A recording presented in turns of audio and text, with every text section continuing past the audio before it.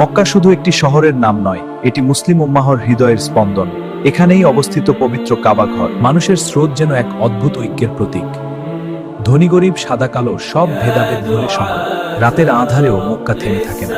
নূরের আলোয় আলোকিত এই নগরী শান্তি আর আত্মপ্রশান্তির এক অনন্য ঠিকানা। হে আল্লাহ, আমাদেরও একদিন তোমার ঘর জিয়ারতের তৌফিক দান করো, আমিন। যে ঘরকে কেন্দ্র করে বিশ্বের কোটি মুসলমান নামাজ আদায় করেন, যে স্থান দেখার স্বপ্ন লালন প্রতিটি মুমিন, সেই পবিত্র কাবা শরীফ সম্পর্কে। কাবা ঘর কেন মুসলমানদের কিবলা, এর গিলাফ কেন কালো, সংক্ষেপে জানুন আজকের ভিডিওতে।